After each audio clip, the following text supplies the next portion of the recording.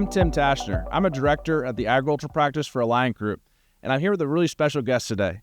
Former United States Secretary of Agriculture and current chairman of alliantgroup's agriculture practice, Mike Johanns. Tim, it's great to be here, and we're going to talk about something that's very important to farmers out there, and that's the Farm Bill. I'm so glad we're talking about that right now because I get asked these questions about the Farm Bill every day, and I don't really have the guidance to share with folks as to what to expect right now. Well, let me talk a little bit about where we're at. That's okay. A good starting point, where we're at. So the Farm Bill has expired already, and it expired a year or so ago, and so there's been one extension. Mm-hmm. And we're now in that extension period, which basically runs through the end of the year. Some programs expire on September 30th, but really the key date is the end of the year. Okay. So that extension is in place. But what they would like to do, what every farmer would like Congress to do, is get a permanent 5-year Farm Bill passed. Yes. And I wish I had better news for the folks out there, but the reality is I don't see much chance that a 5-year Farm Bill gets done this year. Consequently, if that doesn't happen, we're probably looking at a second extension. So what's causing that? Do the Dems and Republicans have different views on the bill? Do they have?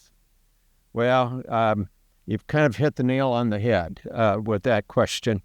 Here's what's going on. On the House side, that's a Republican majority. So the Republican chairman of the House Ag Committee is Chairman Thompson, and he's put out a proposal.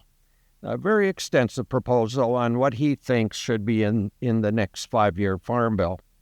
On the Senate side, that's Democrat majority.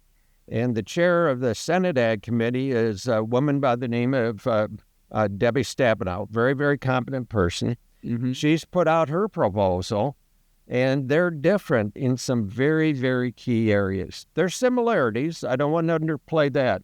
But in some very key areas, very different proposals in terms of the Farm Bill. Then the other thing that's going on, and I guess this is probably going to be obvious to everyone, we've got an election season going on. We've got a third of the Senate up for re-election. You've got the entire House, and of course the White House is up. So that dynamic means that people want to be back home campaigning. That leaves fewer days in Washington to do things like the Farm Bill.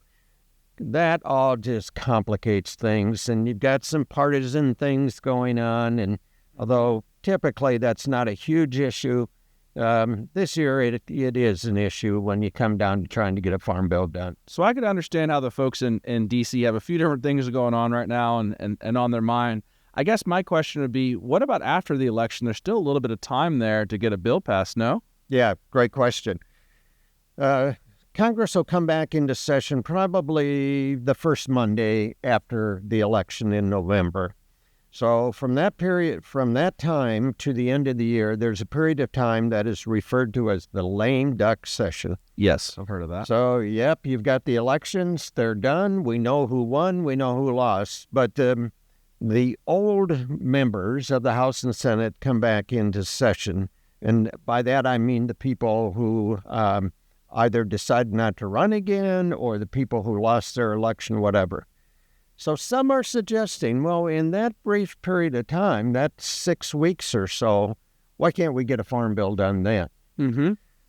Couple of problems with that, and leads me to the conclusion I don't think it's going to happen during that time. Number one, this is a big bill. This bill will spend over the next 10 years $1.5 trillion. Big spending bill. I don't think there's going to be a willingness to take on that kind of sizable legislation and get it done with members who aren't going to be there in January. Yep. Again, those members who lost or those members who decided not to run again.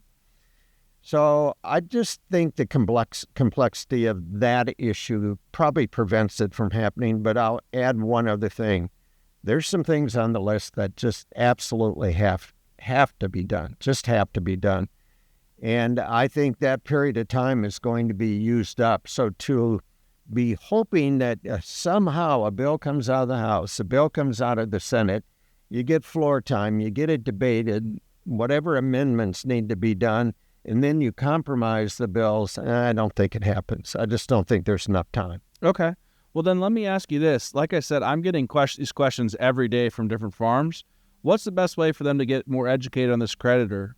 Yeah, I would love to offer more insight. You know, we could spend hours on the Farm Bill, but it's very easy. Reach out to me at Alliant Group. I would be more than happy to answer any additional questions you have and provide any additional information that you might need.